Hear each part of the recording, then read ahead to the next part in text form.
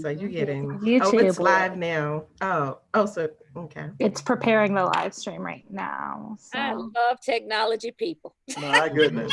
And How we're did you do live, just to that? let you guys know. As all I'm right, sitting here. we are live on YouTube. Okay.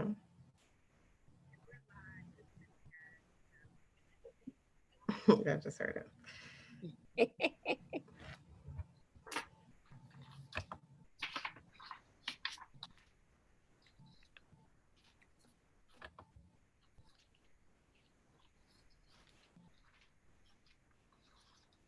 Whenever you're ready, Kelly. Okay. All right, welcome. Welcome everyone. Thank you for joining us this evening. My name is Kelly Easton. I'm the Executive Director for Action for Equity. And we're all preparing for Plan C, this Plan C virtual learning.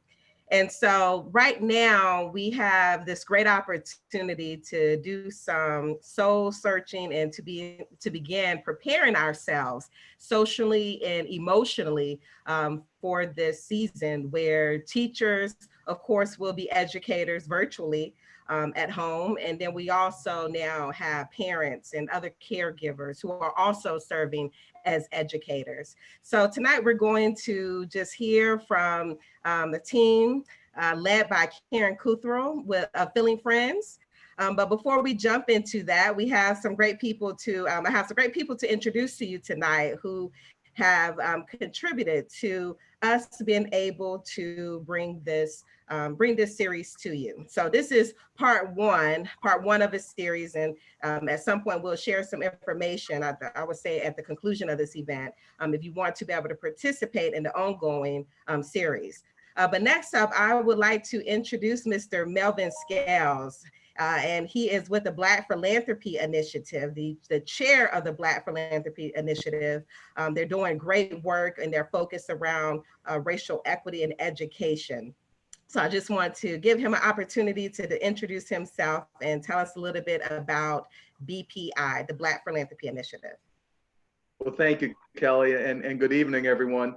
And on behalf of the Black Philanthropic Initiative Advisory Board and the Winston-Salem Foundation, I want to thank our partners for this series, Action for Equity, and Love Out Loud for the opportunity to speak briefly with you this evening. You know, since 2007, the Black Philanthropic Initiative has been serving really as a model for rethinking philanthropy in the Black community of Forsyth County.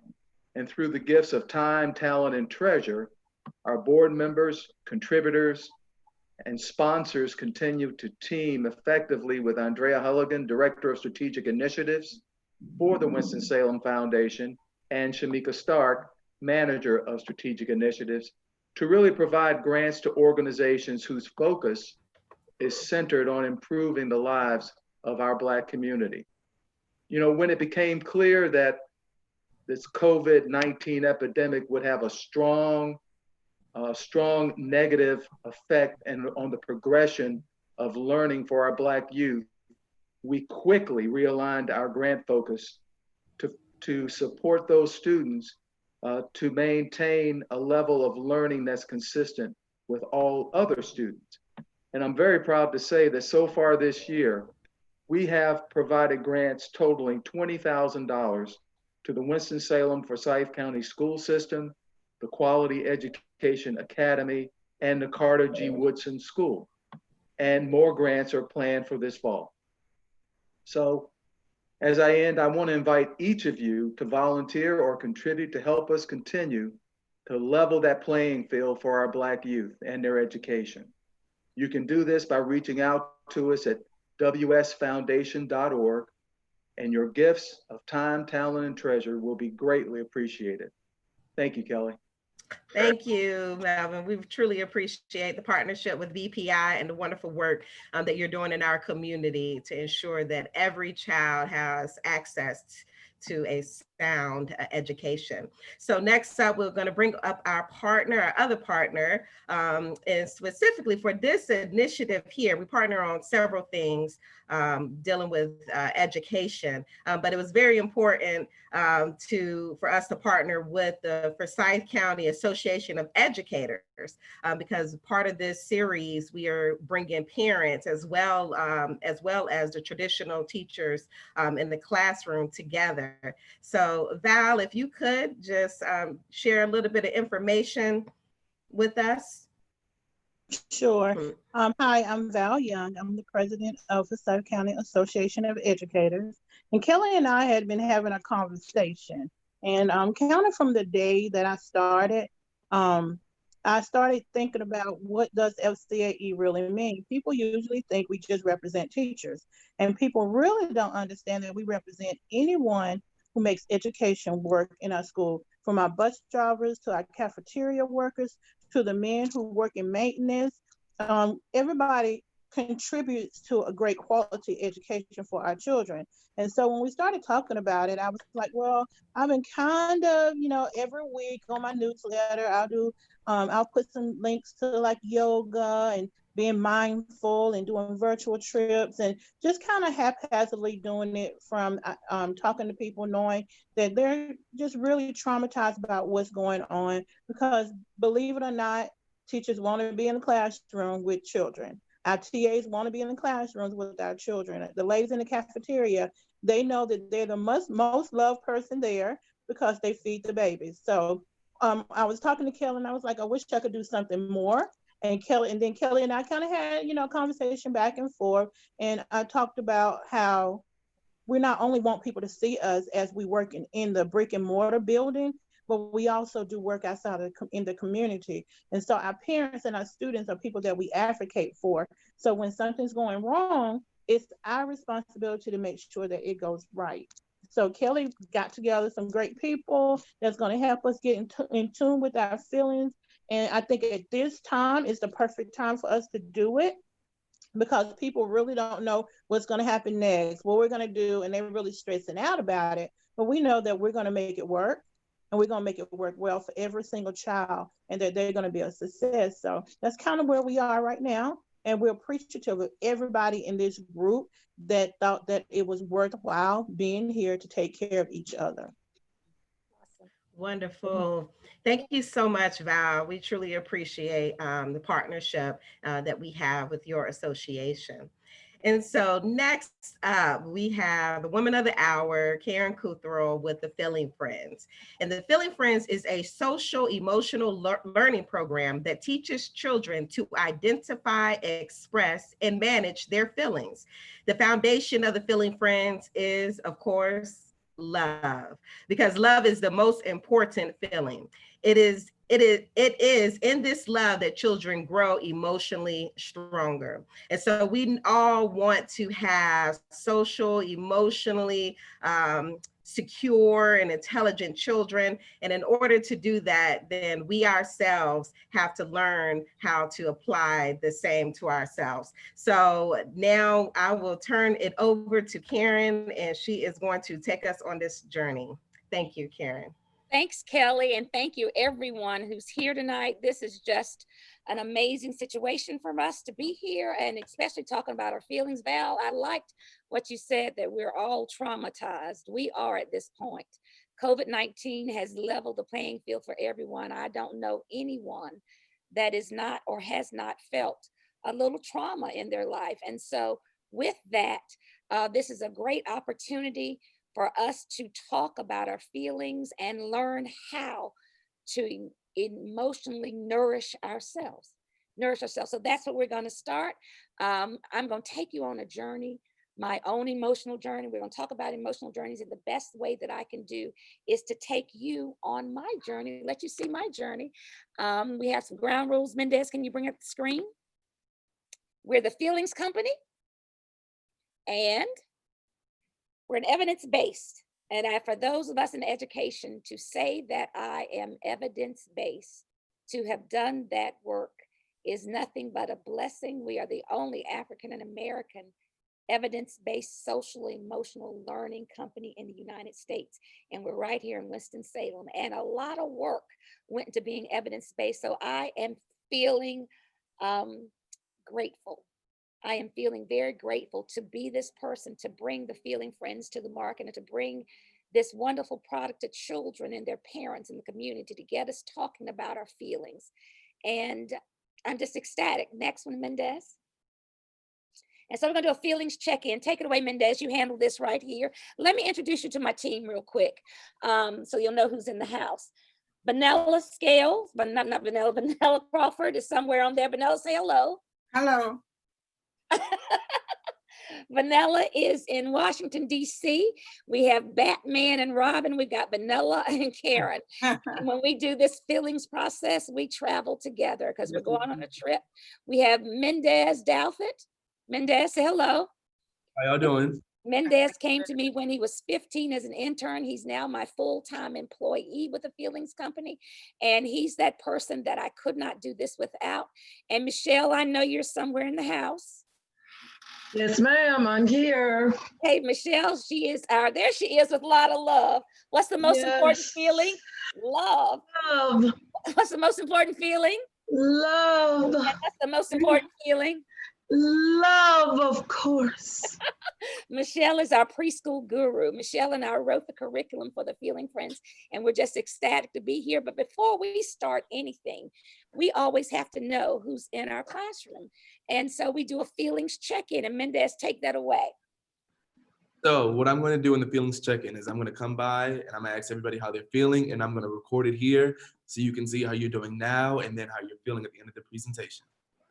So, Ms. Karen, let's give him an example. How you feeling today? I'm feeling grateful. You're feeling grateful. Yes. Vanilla, Because, let's do the Feeling Friends talk. I'm feeling grateful because I'm here with new friends. okay. I like that. Thank you. Vanilla, how you feeling? I'm excited because I am excited because I am in an opportunity to teach and to learn. I'm among a lot of educators as well, so I'm excited. I love it. I love it. Val, how you feeling? I'm feeling peaceful. Why you feeling peaceful? What's going on? I don't know. Today, I think it's the end of the day and everything has gone the way I thought it should go. So I'm peaceful. I love it. Michelle, how you feeling? I think I'm feeling, I'm gonna say overwhelmed, Tell us why you feeling. because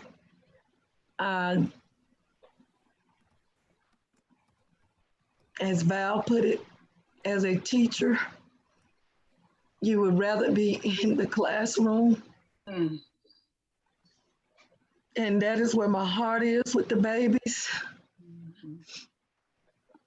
So, yeah, and with everything that's going on and all this, that we have to learn new things and new ways to teach, it has really been an overwhelming couple of weeks for me.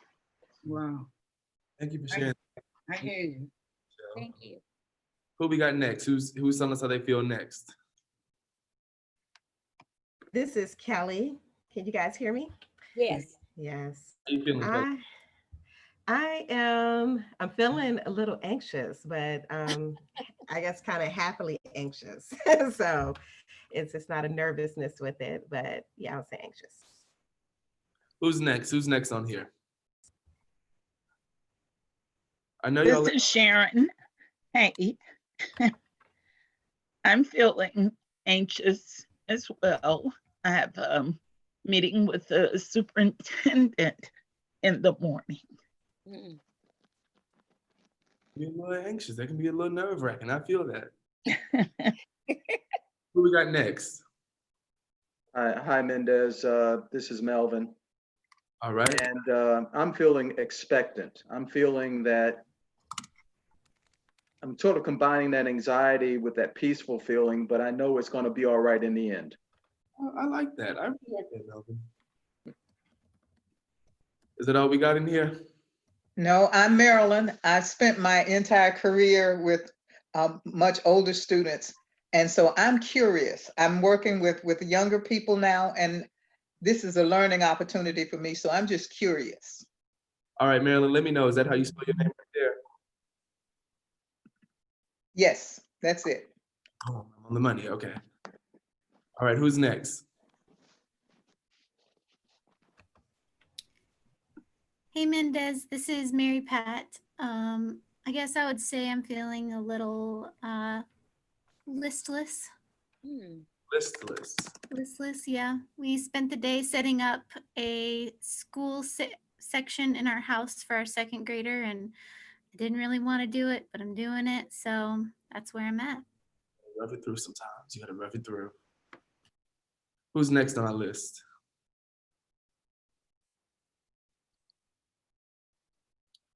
Going once, going twice. Is that all we got, y'all? It's hard for me to see my screen. That may be all we have, Mendez. I think that's all. I think that's all we got, y'all. Okay. So, we know we have grateful, excited, peaceful, overwhelmed, anxious, expectant, curious, and listless in the house. And what about you, Mendez? I'm feeling a little anxious. Hey, because? Because this is one of our first times doing professional development via Zoom. Yes, it is. And we're going to have a great time today. I'm feeling a little anxious too, because I'm not controlling the screen. So that makes me feel a little anxious as well. So getting back to the Zoom. Yeah, we did our feelings check-in. When you think about that, what children do and teachers do and parents can do every morning is a feelings check-in, so that you know who's in your classroom, or when your child gets up in the morning before you send them out to school. A simple question: how are you feeling? How are you feeling? And that has worked wonders in the classrooms that we're in, because children learn the vocabulary and then they actually have the opportunity to tell their teacher how they're feeling. And it's amazing. So the problems in the morning that need to be addressed by teachers, they can be addressed. The problems in the morning, parents, before they leave home, you can address your children's emotional issues. Before they leave home, you drop them off in the classroom. And all day you can address them. Now that we're teaching from home, we can address those problems all day, but just asking how you feeling, and that starts the conversations going. Agreements. We always do our recordings and our professional development with agreements. And so we have a few agreements. Everyone must be present. Marilyn, where are you? And Mary Pat, where are you? I can't see you. Melvin, I can't see you.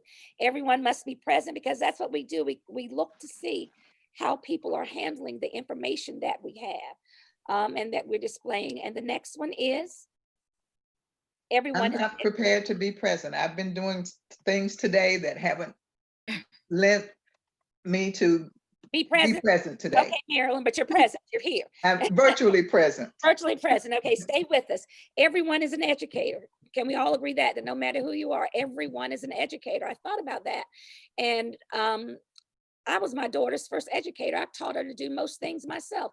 Vanilla, what is that you say about educators? Look, once parents push that baby out here into the world, you're not just a parent anymore. Now you're a parent educator, because it's our job as soon as those children land to start empowering them through teaching and facilitating. That's right. So everyone is an educator. And that's the way we have to think of ourselves, is everyone is an educator. Next. So what are your expectations for this evening? What are your expectations? You can just call them out, and we're going to write them down, because at the end of the evening, we want to know if we met your expectations. Can I say mine, Ms. KK? Yes. My expectation is that we leave a long-lasting impact on those who are in this presentation. Okay.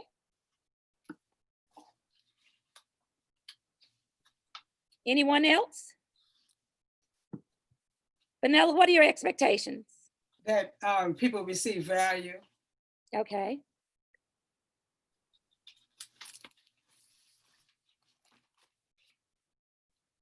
And my expectation was that everyone would have expectations, because y'all getting ready to spend 4 hours with me. And oh, my lights just went, our lights, spend 4 hours with me. So we hope that if you have expectations along the way, or you say you want to say something, or something comes to you, just talk to us in the Zoom room, and that's what we'll do. Ready? Hope I learned something that's powerful. Learn something that is powerful. Oh, wow.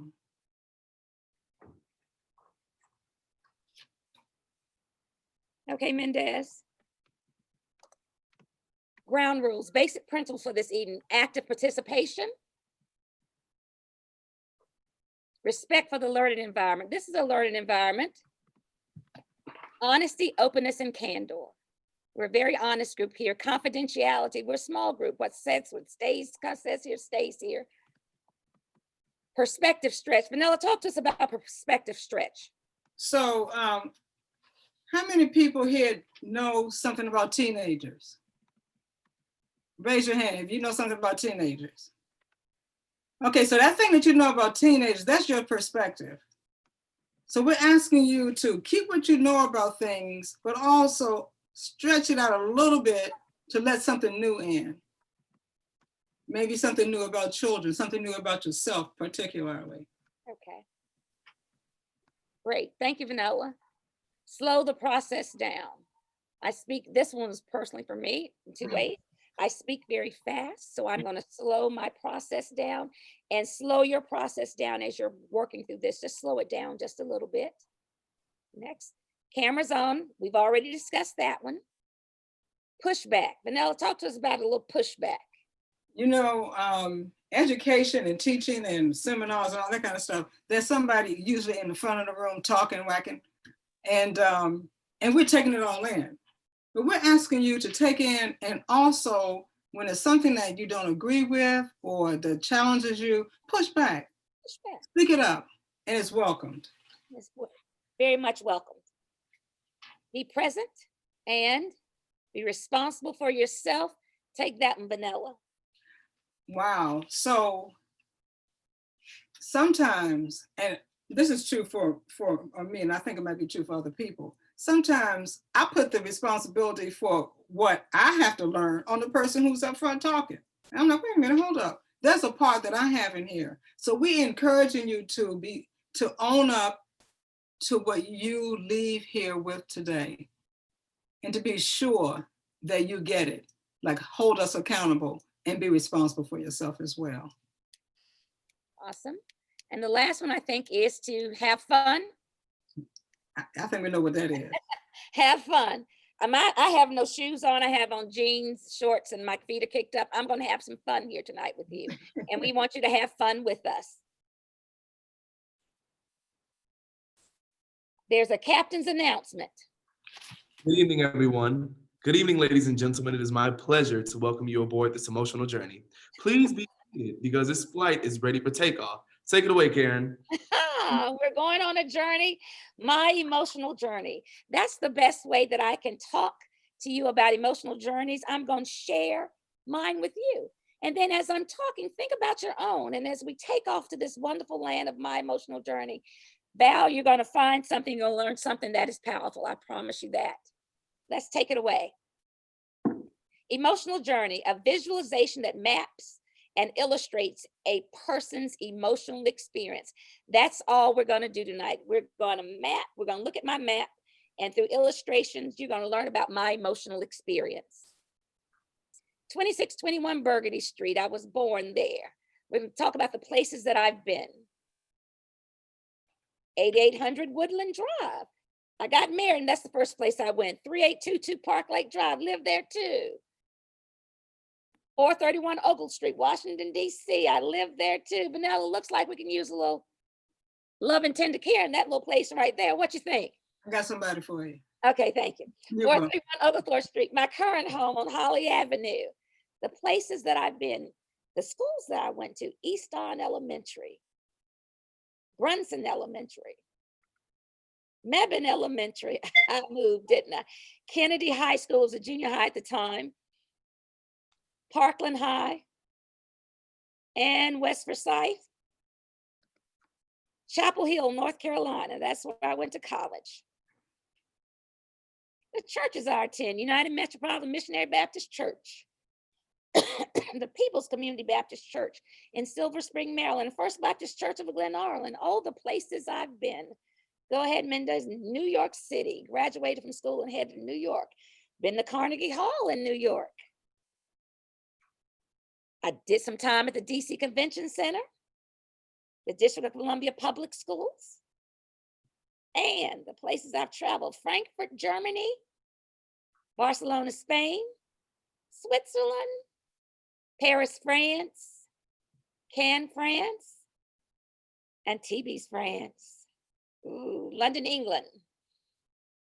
Alta, Utah. Black people do ski. Here we go. Aspen, Colorado. Breckenridge, Colorado. Jackson Hole, Wyoming. I skied all these places. Park City, Utah.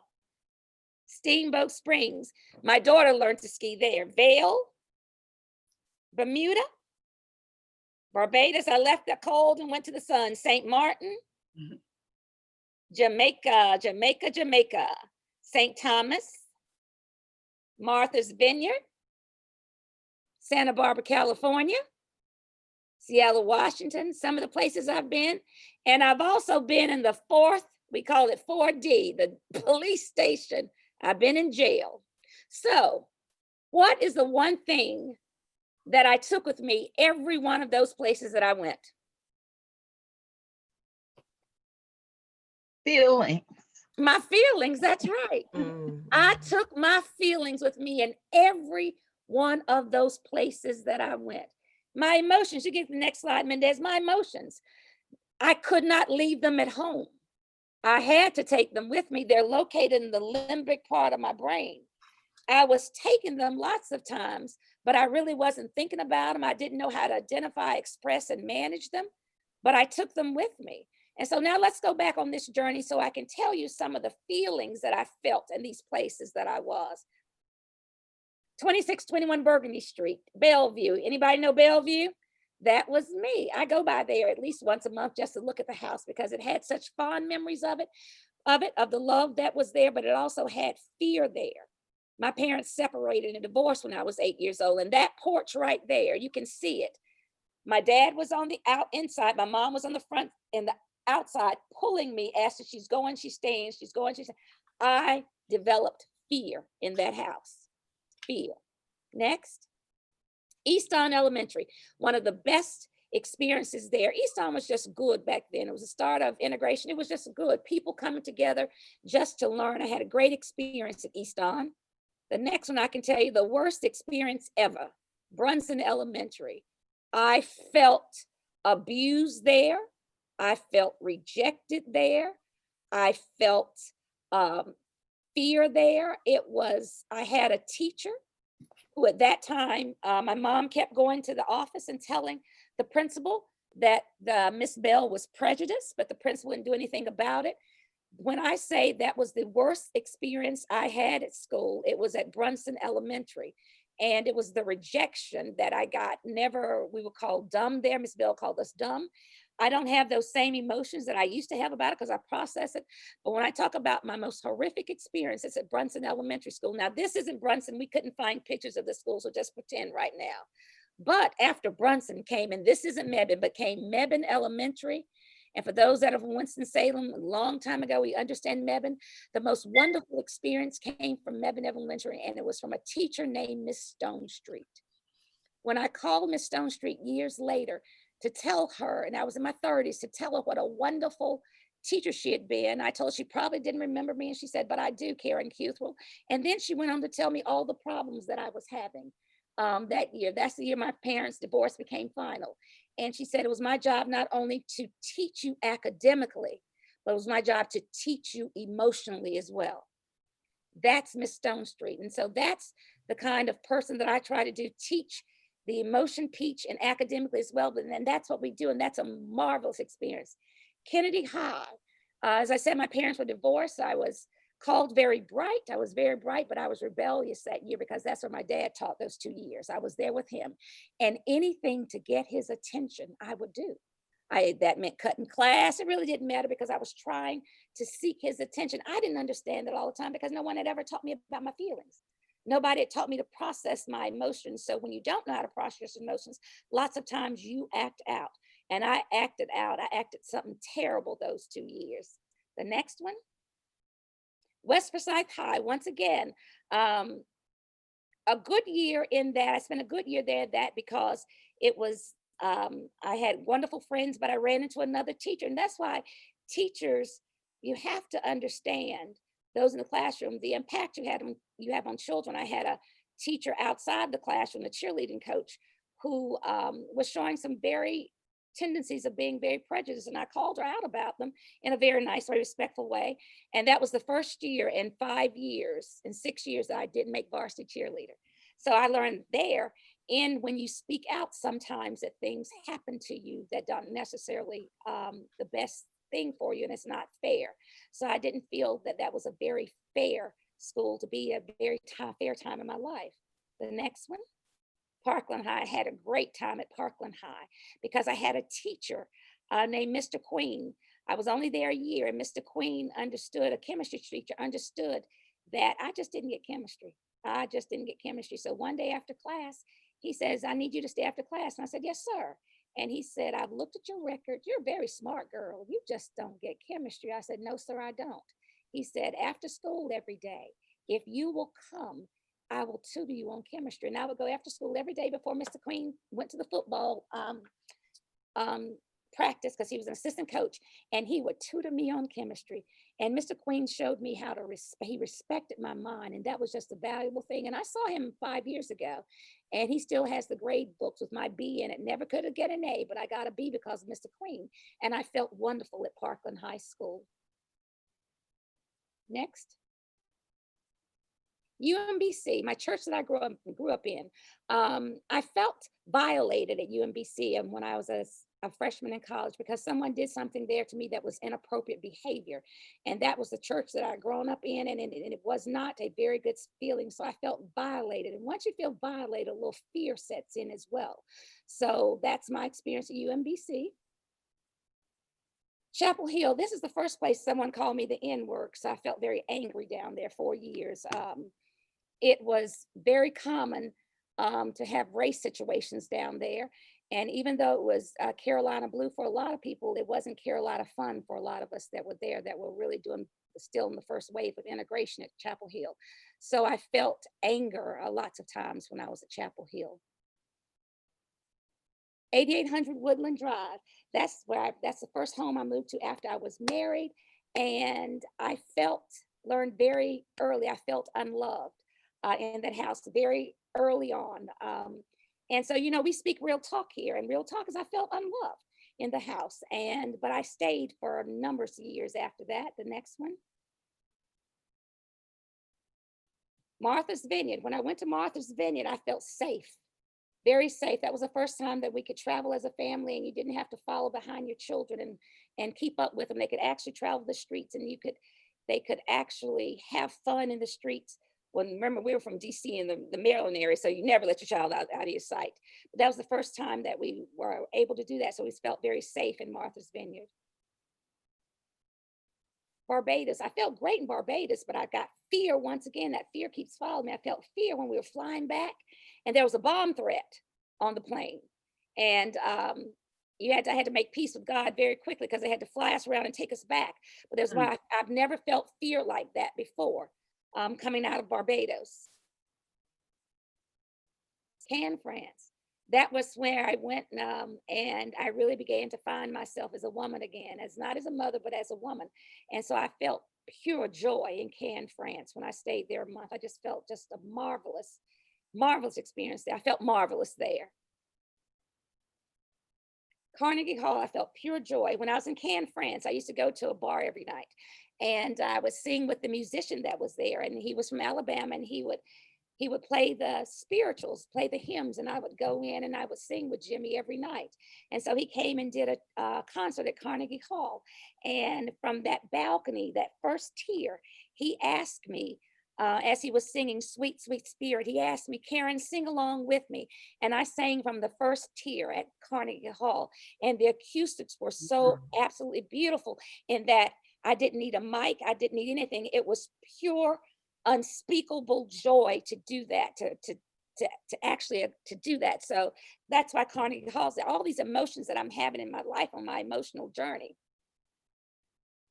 Next.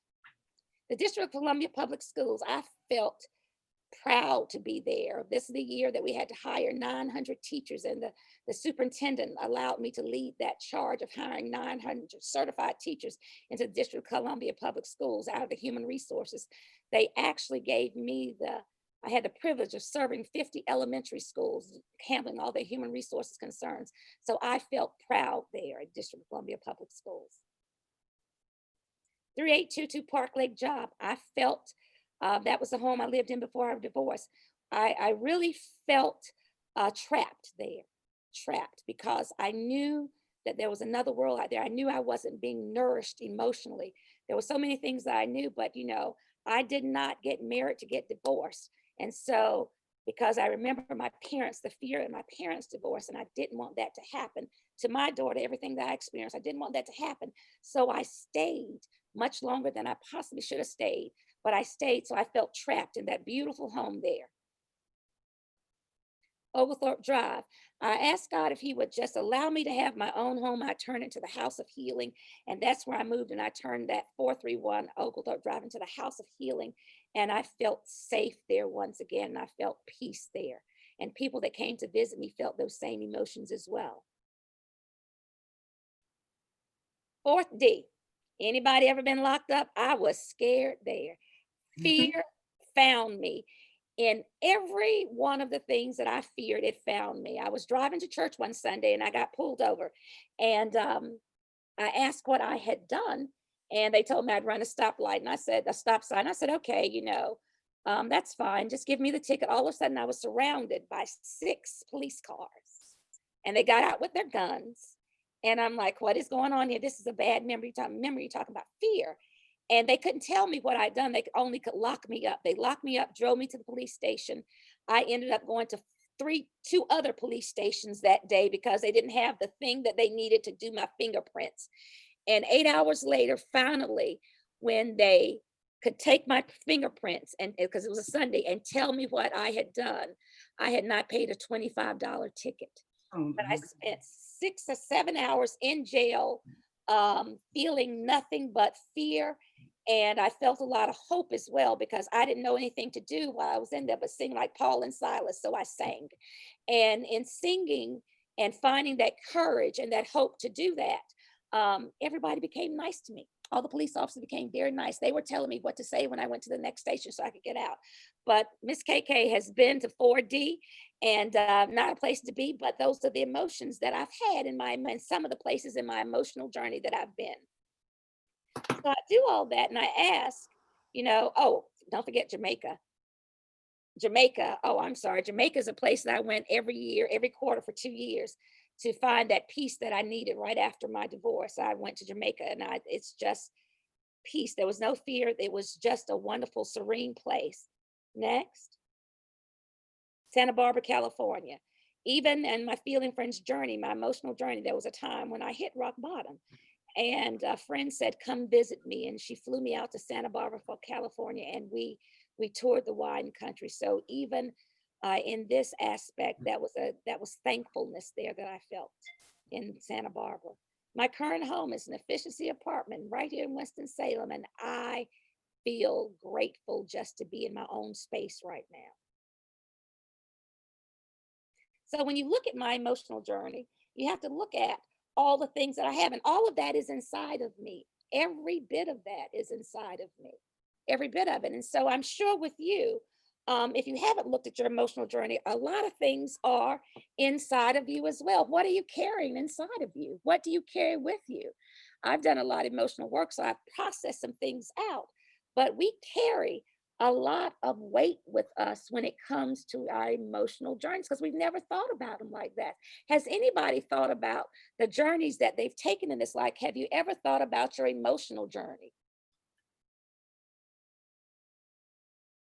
Vanilla, how important is the emotional journey? Well, it is extremely important. And what I want to say about this and what you just shared, Karen, that informed me about you as well. And I've known you 1,000 years. Well, okay, 100 years. Okay. And I learned something there because you were sharing more. what is important about an emotional journey is exactly what you said. And there's a phrase that I use and I teach and I write about, and it says, everywhere you go, there you are. Mm. So wherever we are, whether we're in classrooms, whether we're at home, and I see all that's on the agenda for these 4 sessions, what we have inside of us is exactly what we're emitting out here in the world. Yes. And sometimes we think that people can't see us. And when you look at what's happening even here, people are not showing all of who we are. And yet, it's something that happens inside of us that we want to feel better. So and I'm just paying attention to the journey that we're on this evening and what we're carrying with us. And the most common feeling expressed even tonight is anxiety. Mm-hmm. And in the data that I've been collecting and the work that I've been doing just summarily is on people's feelings, and anxiety is the most common feeling expressed by adults and teens. There's a lot of that. And what I was struck by is that you had this immense journey. I mean, that was fabulous. I just thank you. You had all these places that you went, and you had these different emotional experiences in all of them. But you know what? What happened to those feelings? Yeah. Where did they go? Where are they? And so, I'm sorry, Vanilla, go ahead. And what I'm gathering from why we are here tonight, we're here tonight to identify these emotions and the journey that they take us on and the journey that we take them on. Let me say that again. Our feelings take us somewhere. They become what's called behavior. And then we take our feelings everywhere we go.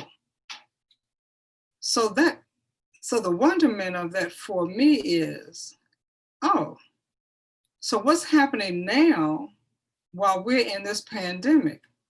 What's happening inside of me? What are my emotions doing? What's my journey like? So I'm struck by how you set this up as a model. I mean, I am. And I would imagine that others have had a journey. They've gone to different places and had different experiences and had their feelings too. And as I talk more, we're going to identify, we're going to take a laser and locate where those feelings are. Because what we're not going to be doing is dragging around feelings that don't serve us. And I like that. I have dragged around so many feelings that didn't serve me. You know, and this is just, as I said, it's real talk. Because I didn't know any better. I didn't know any better. But when I started this journey with the feeling friends, when you know better, you do better. You're responsible for the information. And that's what we're bringing tonight is information to people so they can start the journey, so they can, when you, the weight falls off, it's like the scales coming off your eyes. When the weight falls off, the emotional weight falls off of you. What a race you run at that point. What a race. You know, what feeling followed me? You know, what can you all tell me what feeling followed me? From 2621 Burgundy Street. It was fear. I learned it early. I learned not to put my hand up in class. You know, I learned, you know, Miss Bell taught me that because somebody called me stupid. You know, I learned fear followed me. And when I found out fear will follow you and find you, it really, really will. So as we look at our emotional journeys these next 3 nights, this is not easy work. It really, really isn't.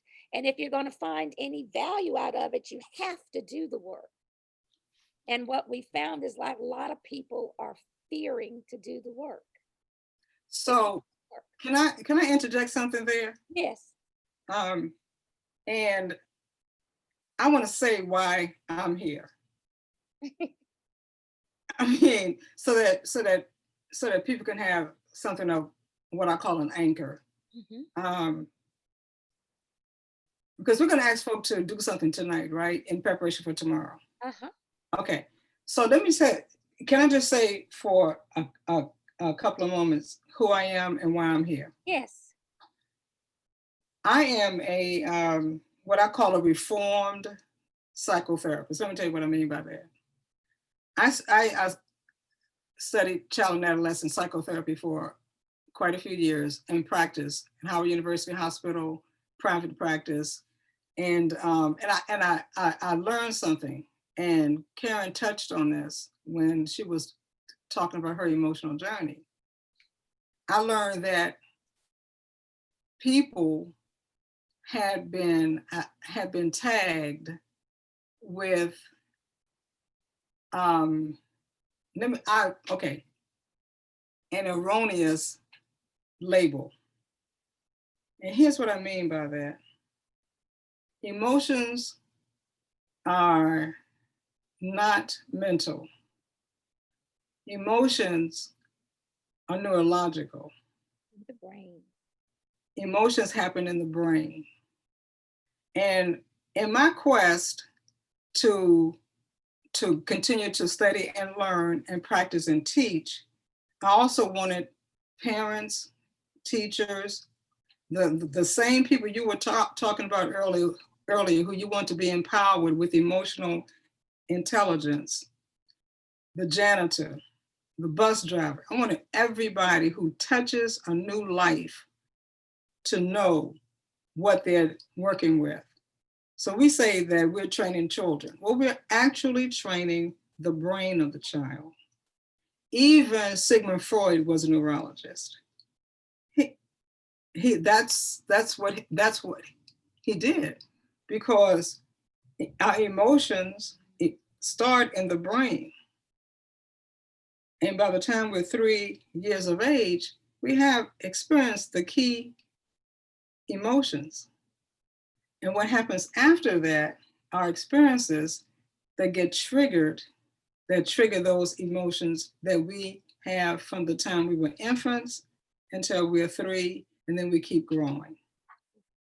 So I'm here to talk about that, as well as each of your journey, and not only what you can do about your journey, but also how you can very simply set up systems in your homes that will create an emotional garden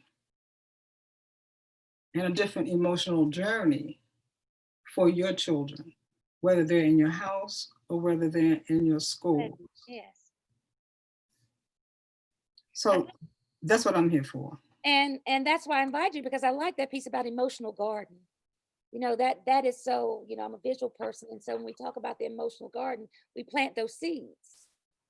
And it doesn't matter what age that we start our emotional garden. I didn't start my emotional garden until I was in my late 30s, and planting those seeds, trying to figure out, because that's when I started the Feeling Friends, planting those seeds and trying to figure out exactly my emotions as I was teaching my daughter about hers. I had to look at my own feelings vocabulary and see how extensive my feelings vocabulary was to teach her her feelings vocabulary. So we traveled this road together. I had a 6-year-old and a 30-some-year-old, and we were traveling this road together about our emotions.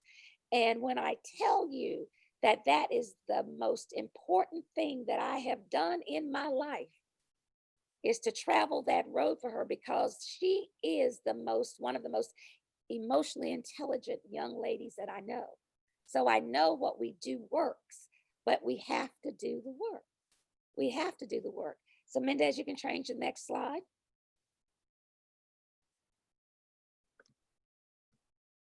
So So when we look back, and we've talked about this already, fear was at Burgundy Street.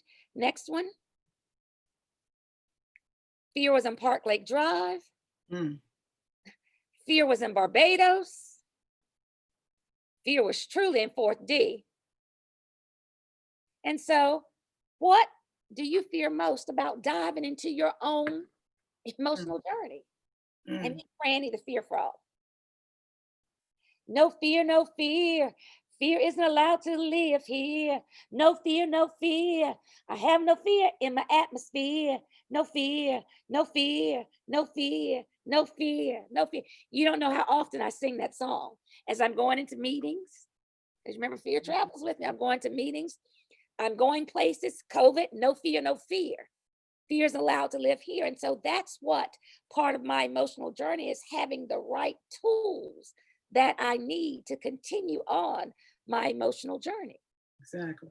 And so as we are here, our goal is to give you some of the tools that you need. Some of the tools that are now evidence-based, but some of the, and I didn't know anything about being evidence-based. I was a mom trying to help my child.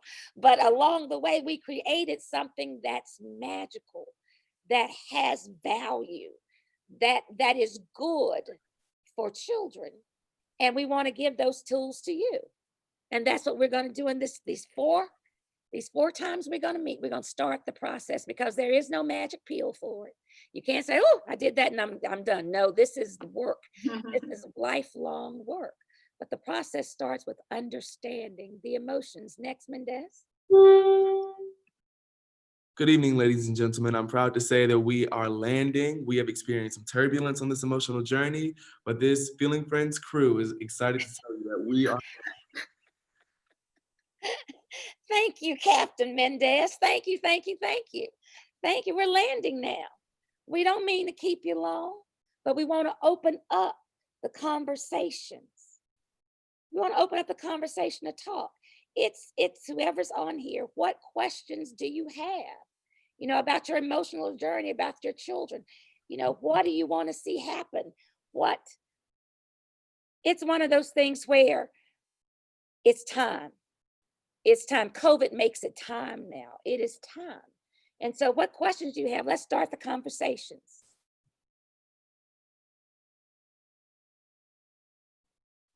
Could you share more about the emotional garden? Vanilla? Okay. Yeah, absolutely. Yeah. People seek a place within themselves. Val said it earlier. She said she was peaceful because things turned out the way she had expected them to. There is a synergy that we seek to have within ourselves. And there are some tools, and I will share with you some simple things that you can start doing that don't require yoga, balancing, running and flipping, none of that. It's all internal. So that you can begin to go inside of your mind, go inside of your brain and start moving some things around. Some of that is going to be what's called reframing. So when we talked about the perceptual stretch, it's like, imagine that you have a frame, like a picture frame, and you have this picture inside of this frame, and this picture may look goofy or unattractive or whatever. And you look at that picture in your house every day, you're so sick of that picture. But you love the frame. So you don't know what to do with it. So what I will show you a couple of things to do is to take your own internal picture and reframe it, to alter it, to alter some of the coloring, some of the sound. Because one thing that the brain does is what it's ordered to do. Connected, every sense is connected in the same area of the brain. Your sight, your hearing. So your thoughts that you have inside of you resonate. I'm stupid. I'm ugly. I'm dumb. Nobody likes me. I have big feet. I stink. I'm poor. So your brain hears it before anybody else hears that. So what we're going to be doing to create this garden is to start planting some different thoughts and internal dialogue. Because one thing for sure, whatever you say about yourself, good, bad, or otherwise, will be true. So me, my position, and as a reformed psychotherapist, is let's start picking flowers, plants that you like, and put those in there. Now, it's simple, it's just not easy. I want to show you how to make it easier, so that you can now have the garden that you're pleased with. And here's the good news about that. We're all brainwashed. We're all, and what I mean by that is this, we're all programmed. We were programmed from the time we were born. We were given a name, we were given a gender, we were given an age, we were given a race, we were given a size, we were given everything. We were given all of that from the time we were born. So who we are, we were born a garden, but people didn't know that right away.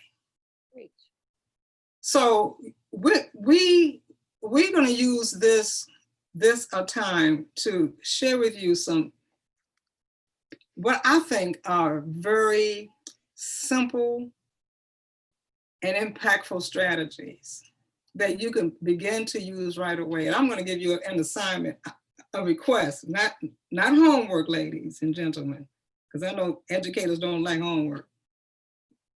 But I'm going to ask you to start thinking about whether or not what lives inside of you is a garden that probably has some weeds that need to be pulled.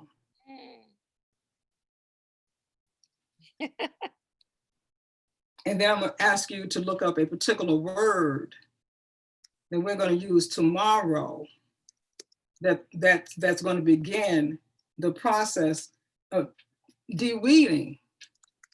Because you deserve, let me just say this about teachers. Teachers, educators are facilitators. See, I didn't realize that right away. I just thought you all just taught and just taught and just taught. That's all you did. Educators are facilitators. You all are facilitators of humans. You don't teach reading, writing, and arithmetic. You don't teach that. You teach humans. And when I got clear with that, I said, oh, Karen, we need to be working with educators because they're the ones planting the gardens that are going to grow for our future. Do you all get what I'm saying about this? You're facilitators. And that's an awesome task. And I just want to spend time with you that we have with you, sharing with you some things that you can do to take care of yourself because you deserve it. You matter. And you're going to create a garden that you can go to in your quiet moments, like Val was saying, it said peacefully within yourself. As a matter of fact, there's somebody here that I have a concern about, somebody who's going to meet tomorrow with a superintendent or somebody. Sharon. Who is that? Sharon. Sharon. Yes. Sharon. Yes. Yeah, Sharon. I wrote your name down. I just want to be sure that it was you. Yes. Because I said that you were anxious. Yes. Can we? Yeah. And well, I know this is live, so I don't want to say too much. It's not about the superintendent. It's another person who's going to be there, who Yeah. Yeah. And so the presence of this other person generates anxiety for you. Yes. Yeah. Yeah. Because this all right, so this other person has some history of power and influence. Yes. Yes. Yeah. Okay. And is this person bigger than you? I mean, Physically bigger than you? we're about the same size, actually, and I'm a big girl. Yeah. So I want you to be even a bigger girl tonight. I want you to do you get what I'm saying? I do. I want you to pretend that you're growing up, that you are tall. What's your height? 5'10". Oh, well then yes. So I want you to, in this imagination, to put some high heels on, Yeah. so that you'll be even taller than 5'10". Yeah. Got it. Are you feeling what I'm saying to you? Absolutely. And I want you to, inside of yourself, laugh at how tall there you go. That's right. Just like that. I want you to imagine how tall you are in the whole world. Yeah. Because you're taller than me now. Do you get this? I do. And I want you, and I want you to imagine yourself sitting high on a chair with arms up like that. Can you see mine? Yes. I want you to see how high our chair is. I have a high chair for a reason. Because I want to sit high and look low. All right. Will you do that tomorrow? Absolutely. And I want you to carry that image in your head. Don't let anyone around you know why you're laughing. Because when you have that image, you are going to chuckle. Do you get it? I do. Now, the beauty of laughter is this. Laughter heals the brain. Yes. It breaks up crystals and tension in the brain. Did you know that? Yes. That's why we have people laughing. Because it breaks up almost like a lymphatic drain. So I want you to laugh at how tall you are tonight and on your way to the meeting. There you go. The whole time, okay? Yes. And tomorrow, will you share back with us tomorrow evening how things go? Oh, yeah. Okay. All right. Thank you. And I hope what you just said benefited everyone on this call, because it's not just about me. No. It's not. I got it. Yeah. But I thank you for that. Right. And so the point of what I'm asking you to do is to drive home this one fact. You cannot change anyone else. All we can do is change how we see the world. Does that make sense to you? Absolutely. So you're going to be this giant tomorrow. Yeah. Oh, girl, I wish I could see it. Oh, I could be a fly on the wall. Oh, have fun. Ready.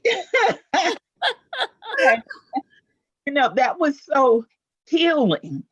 Seriously. Yeah. Yeah. At some point, I'll be able to tell my story because quickly I somehow came this thing that happened to my brain that's affecting my speech, spasmodic dysphonia. I hear it. They're saying it's the brain not telling the vocal cords when to open and close. Karen knows I'm a singer and actress. We performed together when she was 10. So to kind of start to lose that ability, but what I noticed is that stress makes it worse. But when you were talking, I felt the shift. Yeah. Yes, that's right. Seriously, because people who know me and have been on calls, there's sometimes I can barely speak. The words don't come. But when I master that you just shared with me, I'll be all right. Oh, you're gonna be just, look here. You're gonna be more than all right. All right. Okay. Yeah. You see that? That's right. And you keep on laughing. Yes. Who Yeah. said I built the ship? I just said your words for you. Yes. Yes, I second. Now I cannot wait to see you tomorrow night. I can't wait to see you tomorrow night. Gosh. I can't wait for you to see me. Oh my goodness. Oh, this is good. Someone else needs this, right? Yes, ma'am. Yes. Yes, ma'am. Yes. Look, here's the thing. We all have to bring something different to our society. Yes. It's time for us to just be our intuitive, magical selves. Mm-hmm. And that only exists on the inside. Yes. And yes. And there's I'm getting chills right now. So there's a word that I'm going to have you all look up tonight, well, tomorrow, and bring it tomorrow evening with you. And the word is called engram. Because I'm going to talk a lot now. If you got something out of this tonight, wait till we do engrams tomorrow. Oh, girl. And here's how you spell it. You spell it E, N as in Nelly, G-R-A-M as in Mary. E-N-G-R-A-M, engrams. And I want everybody to look it up and bring it in with you tomorrow. Those who bring it in with you tomorrow, you're going to get a prize. You're going to all get a car. Woo! Okay, no, not a car. I'm just kidding.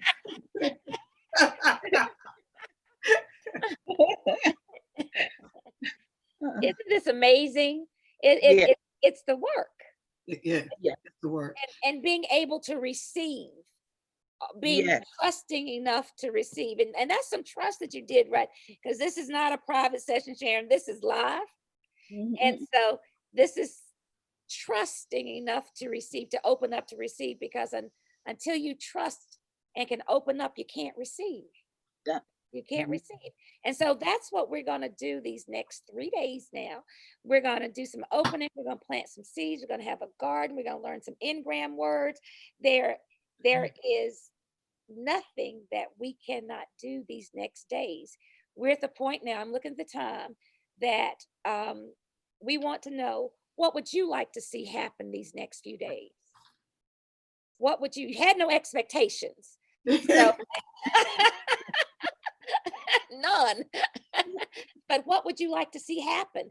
Because what we do is that even though we have a schedule, and we'll go into those things, we'll look at what we said we were going to do, but things shift.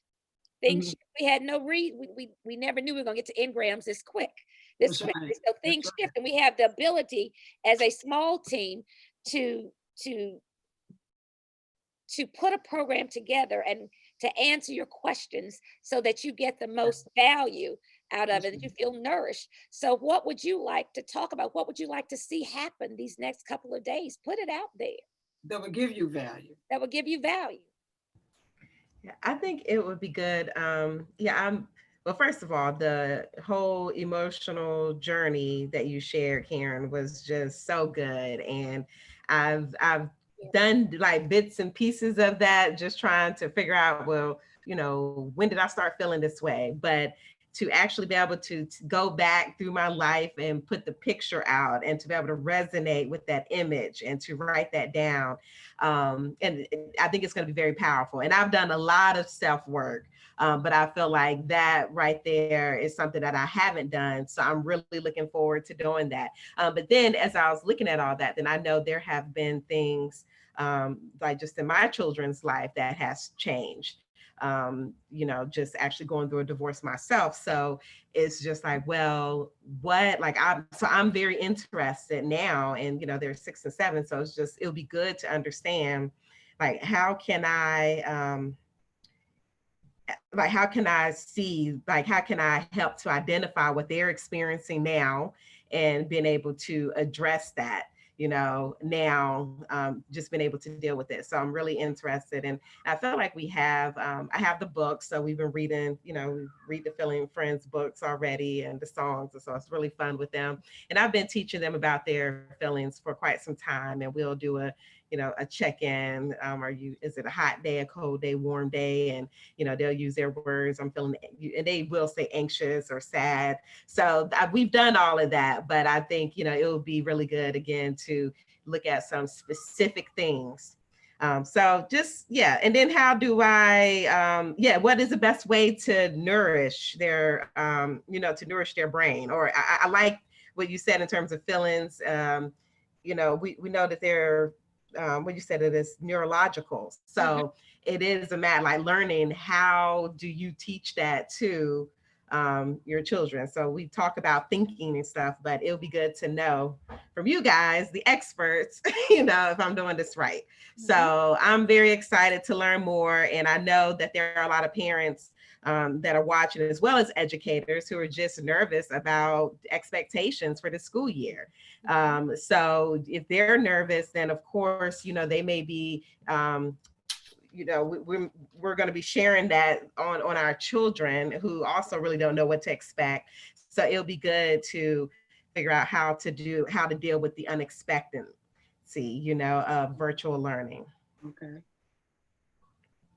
You got quite a few questions there. That's good. I know. Oh, I have more, but I'll shut up. So that's good. So I think the other thing I guess that's all, like just unexpectancy around all of this. Even for some people who may have checked out. So I'm thinking about the parents, who we engage with, some of the things that they may be experiencing. So I know some just don't know what to do. So last semester we had a lot of parents who just did not know what to do. So they did nothing. So it's just like, how do we, what do we share to that parent? And I'm sure some shame even may have come behind that now, which will make it even worse, So yeah, shame, just like the fact of knowing, like, okay, well, my child was one of those 5,000 or 7,000 that didn't log on. So, I'm sure they're wondering, they may not want to talk about it. And especially because it's been such a big deal, and I don't know how much they're reading on Facebook, but, I could imagine going, if I was one of those parents and going on there and just knowing, well, I just couldn't do it. Like just thinking that, but just reading how 7,000 kids didn't log on. And it's like, oh, wow. Well, if that's my kid, then I don't want to talk about it. So I think how to deal with that. And then also just the fee, like how do you, I guess this may be a part of shame for, because not all parents are going to be able to afford like these child care services. So if a parent cannot afford these child care services, where they can, they're ranging from $300 a week to, some coming in at $80 a week. But even if it's $50 a week, if I haven't budgeted for it and I don't have $50 a week, or I lost my job, or I'm just trying not to get evicted, then how do I deal with that? So I think there are a lot of different feelings, that people are experiencing, and those are just some of the things that, that's like, how do people deal with it to do what's right for, for themselves, and then of course to get their children, on the right track, because we know all parents love their children, so they want the best for them, but sometimes we don't know how to give the best. And the beautiful part about that, Kelly, is that we are feeling a lot of things, and lots of times we don't say what we're feeling. Yeah. But I know the moment that I talked about my shame that I had in one aspect of my life, the moment that I talked about it, I then at that point managed it. It didn't manage me. Yeah. So that's what we teach, is to get it out. Don't let it fester on the inside. Talk about whatever you are whatever you're feeling, and then you get in front of it instead of it managing you. I had a great shame. I had a big shame, and it was so shame. It followed me most of my life.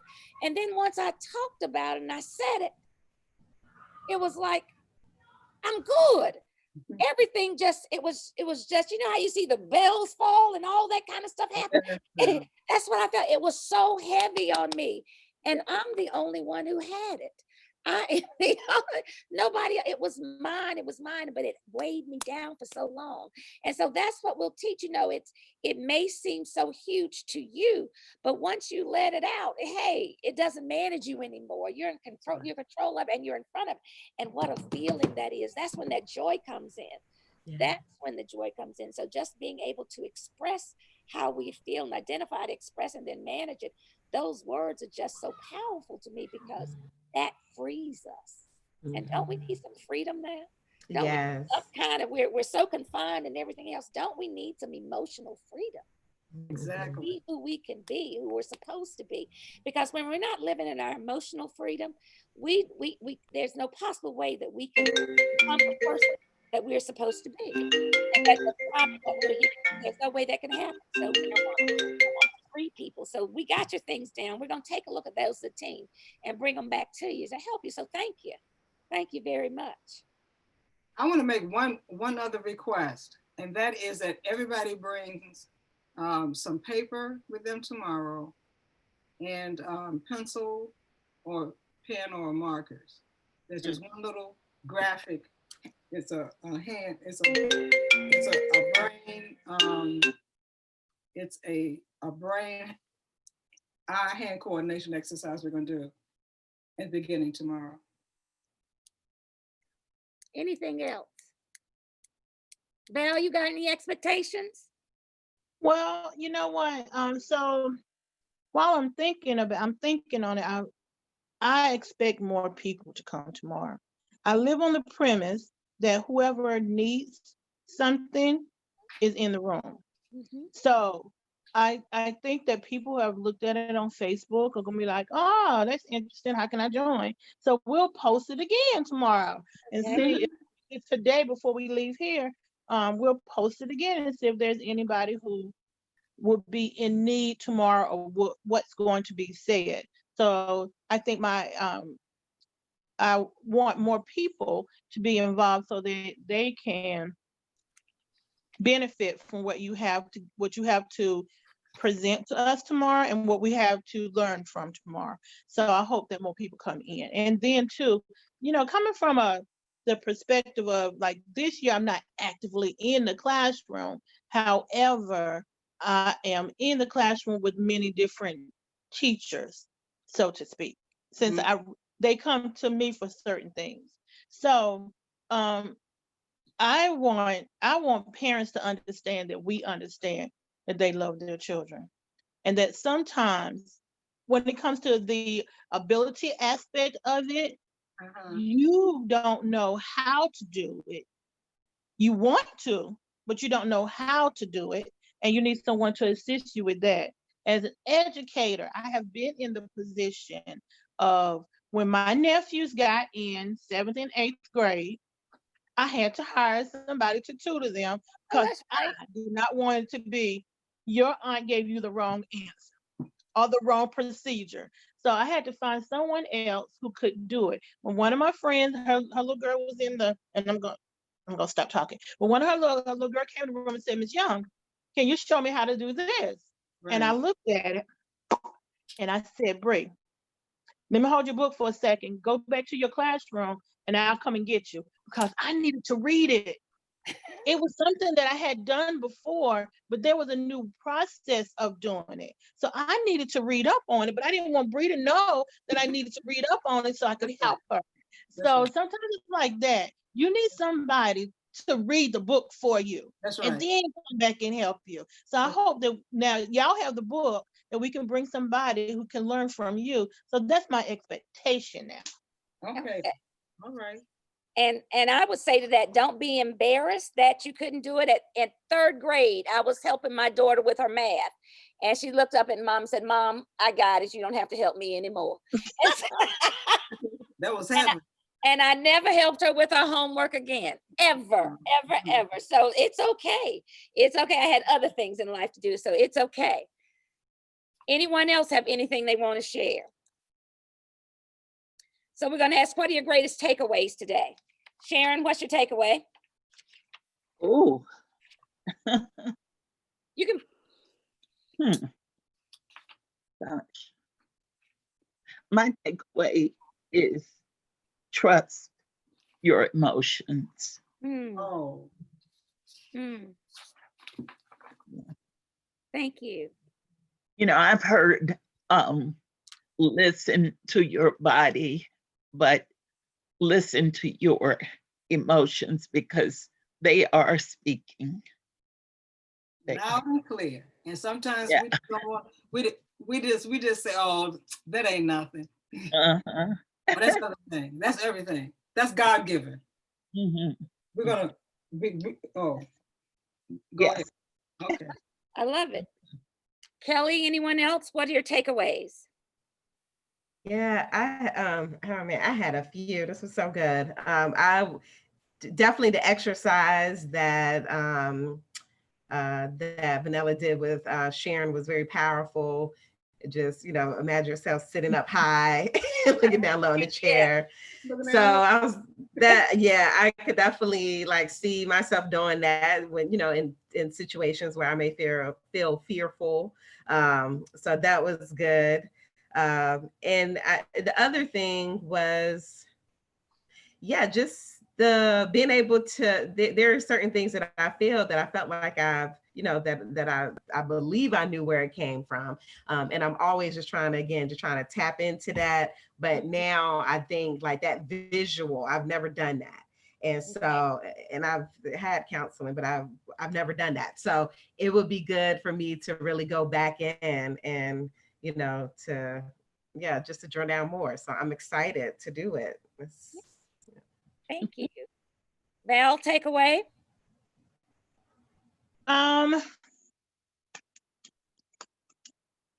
I think, I don't know. Today I'm an observer in everything. Today I was observing what was going on because I have to buy into something.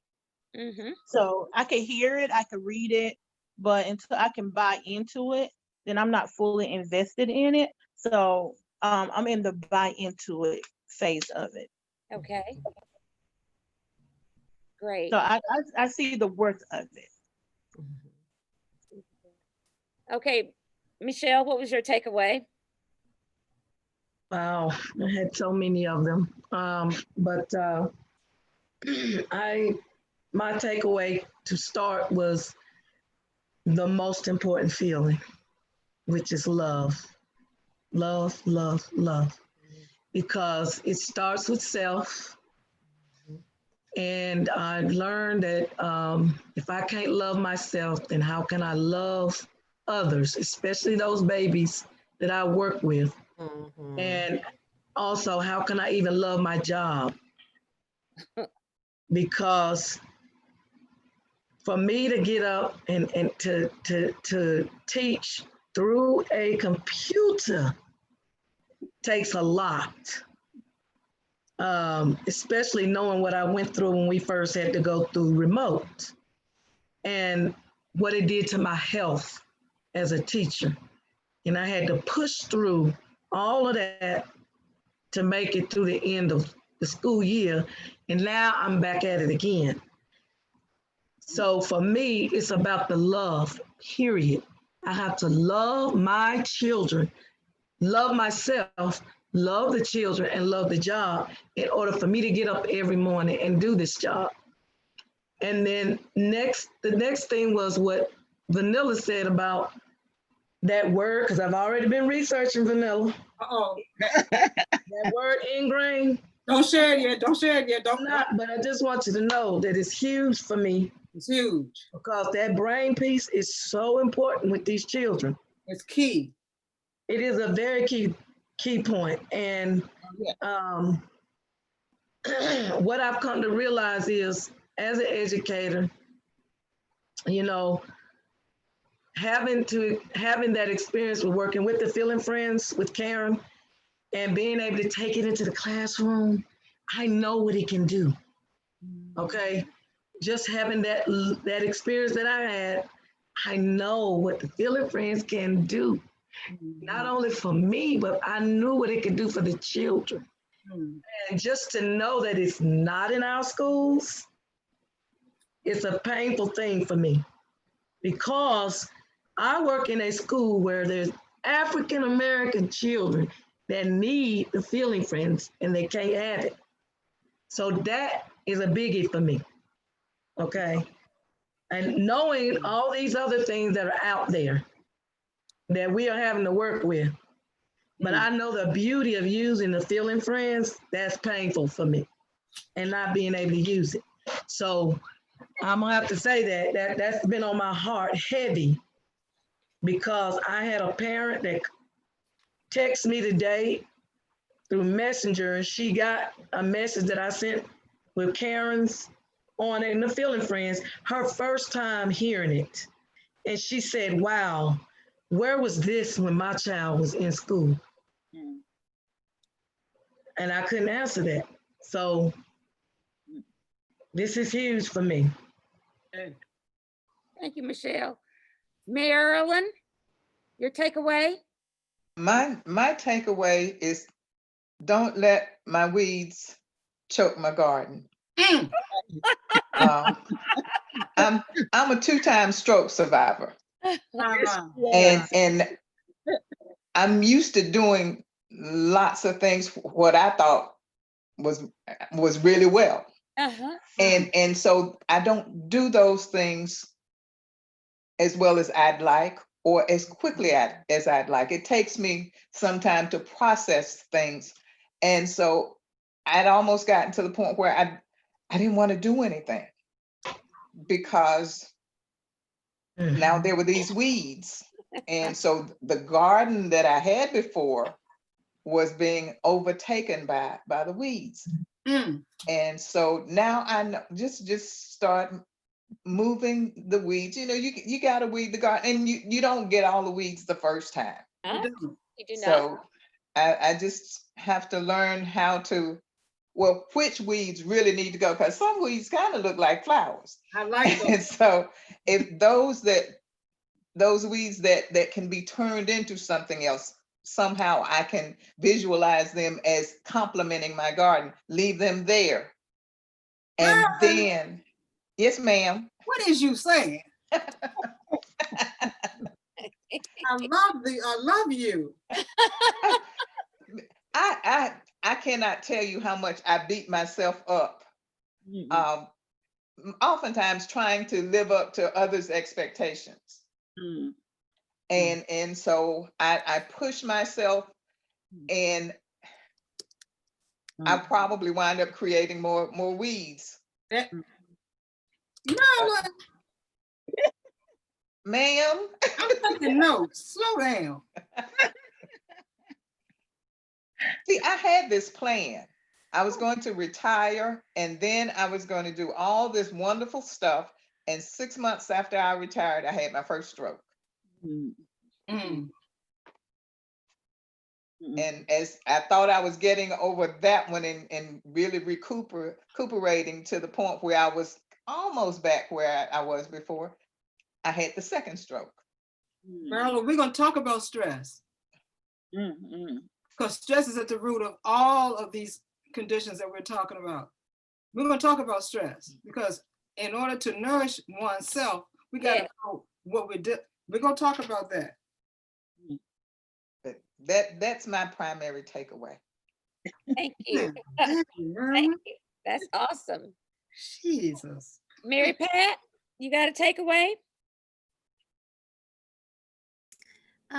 Yes, I think my takeaway, just after listening, especially to Sharon, was just, you know, if you're willing to do the work, you're going to see the fruit, and maybe it's going to be in that moment. So thank you for that. And thank you for sharing, Sharon. That meant a lot. Love.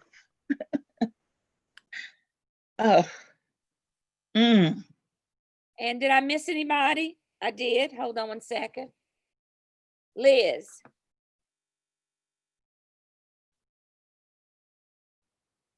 Yeah. She must not be there.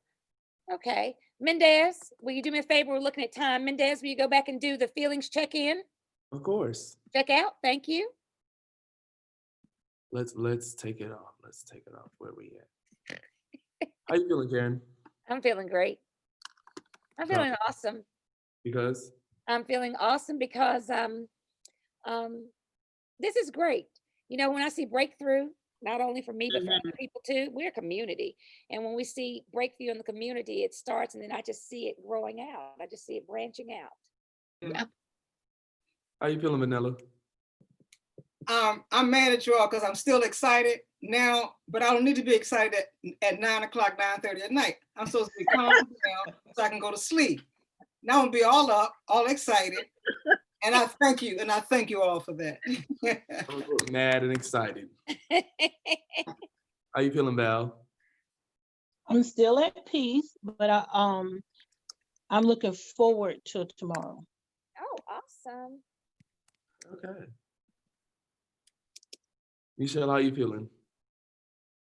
I'm feeling a little more peaceful. I feel like I can sleep tonight, knowing that because I was able to identify how I was feeling earlier and express it and get it under control. Yeah. Kelly, how you feeling? Yeah, I'm feeling good. I'm feeling good. Yeah, I feel a release. I feel that I'm just excited to get information. Oh, you moved on to Sharon. I talked too much. Thank you. Don't you finish? Good. Excited to get a release. It's just us. Yes. In the whole world. But no, oh no.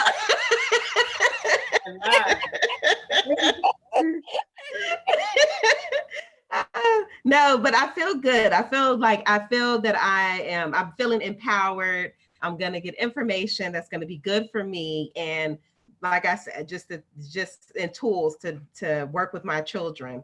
So yeah, that's good. Good. Sharon, how you feeling? Powerful. Yes. Full of power. My girl. Yes. Love it. Still with us? No, he had to jump off. All right. Marilyn, how you feeling? Rejuvenated. Ooh. Tell us why. Did already. Say it again. She told you already. All right. Mary Pat, how you feeling? I'm gonna say energized. Tell us why. Oh, just coming from feeling a little solemn before, just about school. Just feel like this is a good way to start going into the weekend before the first week of school. Feeling energized about what I hopefully can bring to learning from this year. Okay. And I'm gonna end it off. I'm feeling content because, as I was telling Karen the other day, we are on a floating rock in the middle of the universe. Okay. Things aren't as serious as we make them seem. I love it. I love it. I love it. So when I look at the expectations for the night, I want to see one thing. Did we make a long-lasting impact? That was an expectation. Yes or no? Yes. Okay. Mm-hmm. Did people receive value? Yes. Yes. And did you learn something that is powerful? Yes. Yay! And the last thing, yay! Do you feel emotionally nourished? Yes. Everybody, yes? Yes. Party's over. Drop the mic. We're done. Thank you. Thank you so much. This was so great. I'm looking forward to it. Wow, what a powerful and amazing resource. So this is good. And as Val said, you know, like and Michelle, and we need this. Like, this is what we need, both as parents and as educators, and especially just our traditional educators, and especially, you know, those who are dealing with so much anxiety now. So we know it's all new, and we know you miss the babies, and you want to be in a classroom. So we definitely want to make sure that you have an opportunity to get this information. So so Sharon, I don't know if you have anything that you would like to add. What can I say at this point? But don't I sound stronger? Yes. Yes. So this is good because I just can you tell us who you are? I'm sorry, can you just tell us who you are? Yeah. Karen Frazier, I'm the program manager for parent and family engagement for the district. This is my 30th year doing this work. I worked 19 years in the same school, and this is my 11th at central office. So, you know, the song, I'm not tired yet. That's right. You know, that's right. There is still more work to be done. That's and, right. You know, when you accept a charge to do the work that you were put here to do, you can't just give up. No. Especially, you know, when it gets rough. And so I knew I wouldn't give up, but I was beginning to feel inadequate. And I know better. So well, you're cool now. Look, Sharon, not you're 6 feet tall. You got this. Go ahead now. Stay with and that. see, Stay with we that. gotta go. We have to find these kids. We need the parents who feel inadequate, who feel not seen, not heard. That is my charge. So wherever they are, we're coming for you. And we're coming not to judge you, not to look down on you, but to be there for you and to lift you up, to build you up, because that's what we gotta do. Thank you. And that is why we all love you. So Sharon is the and we're partnering with Sharon for this series, and just more to come on the parent power. So just the love that she has for our parents is just felt throughout this district, and thank you for continuing to be a champion. Oh, thank you. Yes. So I guess without further ado, I just want to thank everyone for being here this evening. This was just excellent. Thank you, Val Young with Forsyth County Association of Educators, and Melvin Scales, who was with us earlier with the Black Philanthropy Initiative, and the entire Filling Friends team. So thank you. And then also Mary Pat with Action for Equity, and Liz Miller hanging in there with Love Out Loud, taking care of just keeping us going. So we appreciate everyone who made this possible, and we look forward to seeing those who are going to join us for tomorrow. And I'm going to give you a call, Karen, because we got to figure something out. So I'm going to give you a call. But for those that will be joining us, then we'll be sure to get that information to your inboxes. And then next Thursday, meet us here again for the last event in the Plan C Now What series. And we're going to have Latasha Barr, who's going to join us. And so she's going to talk about from basic to mastery, homeschooling during this time in this virtual world. So she has some really cool things that I've seen that she's been posting. So please join us then. All right. Thank you, everyone, and good night. Good night. Night. Night. Bye.